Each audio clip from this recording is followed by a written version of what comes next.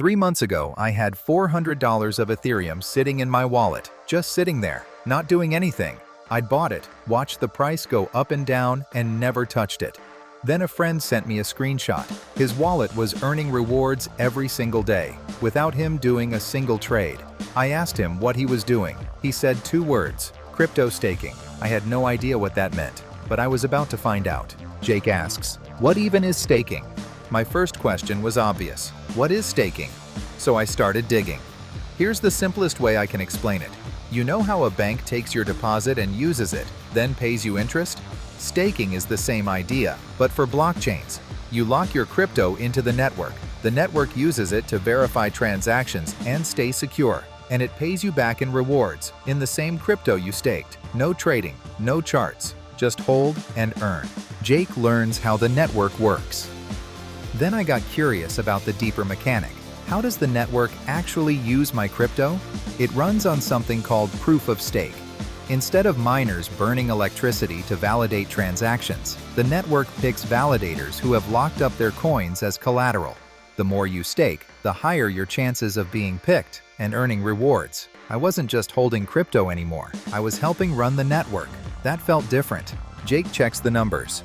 Okay, so how much could I actually earn? I went and looked up the real APY numbers. Ethereum was paying around 3 to 4% annually. Solana, 6 to 8%. Cosmos and Polkadot, up to 12 to 14%. Some newer coins were showing 20% plus.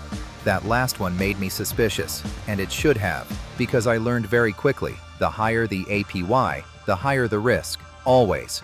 Jake picks his method. So now, I had to decide how to actually stake. I found out there are 2 main ways. Option 1, stake directly from your own wallet.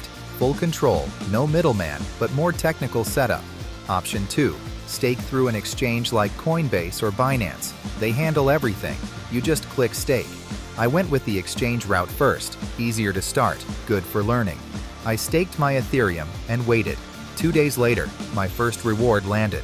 Jake discovers liquid staking. Then I discovered something that completely changed how I thought about this. Liquid staking. See, when I first staked, my ETH was locked. I couldn't move it or use it for anything. But liquid staking platforms like Lido give you a token called STETH that represents your staked crypto. You can still use that token in other DeFi protocols while your original stake keeps earning. It's like getting interest from a fixed deposit while still spending the money. That blew my mind. Jake hits his first risk. Then came the part nobody warns you about clearly enough, the risks. I learned about 3 the hard way. Well, 2 the hard way, and 1 I caught just in time. First, slashing. If the validator you're staked with misbehaves on the network, you lose part of your stake. Second, lockup periods. I once needed my funds urgently during a price drop. They were locked for 11 days. I couldn't exit. Third, smart contract bugs. One platform I almost used got exploited a week after I looked at it. Stick to audited, established platforms. Always. Jake compares staking versus yield farming. Around this time, a mate kept telling me to try yield farming instead. Higher returns, he said. And he was right about that part. Yield farming can offer way higher APY than staking. But here's what he didn't tell me. You're constantly moving funds between protocols. Gas fees eat into your profits. One wrong move and you get liquidated. Staking is slow and steady. Yield farming is high risk, high effort. For someone like me just starting out, staking was the right call. Jake deals with tax. Something I completely ignored at first, and shouldn't have. Tax. In most countries, staking rewards are treated as income the moment you receive them. In the US, the IRS taxes them as ordinary income. Then, if you sell those rewards later and they've gone up in value, you pay capital gains tax on top. I started using a tool called Coinly to track everything automatically. If you're staking, track every reward from day 1. Future, you will be very grateful. Jake's step-by-step process. After 3 months of trial and error, here's the exact process I'd tell anyone to follow. Step 1.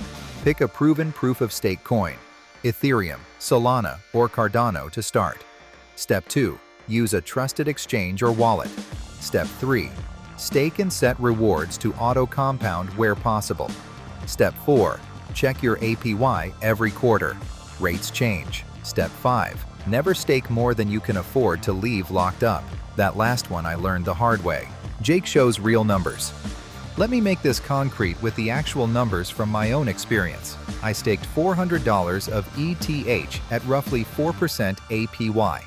After 12 months, that's $16 in rewards. Doesn't sound huge, but I also staked $200 of Solana at 7%. Another $14. Combined, $30 earned while I did absolutely nothing. Now imagine doing that with $5,000 or $10,000. The math scales fast, and it compounds. Jake's mistakes, so you don't repeat them. 3 mistakes I made that I want you to avoid. 1. I chased a 40% APY on a token I'd never heard of. Lost most of it in 2 weeks when the project collapsed. 2. I forgot about a lockup period and couldn't access funds when I needed them. 3. I didn't track my rewards for the first 2 months. Tax season was a nightmare. Learn from my pain. Stick to trusted networks, plan your liquidity, and track everything from day one. Staking turned my idle crypto into something that actually works for me every single day. It's not a get-rich scheme. It's a slow, steady, compounding reward for being a long-term holder. If Jake can figure this out starting from zero, you absolutely can too. If this helped you, please subscribe to my channel for one crypto strategy every week. I put out new videos every Saturday and Sunday. All the platforms I mentioned are linked in the description below. See you in the next one.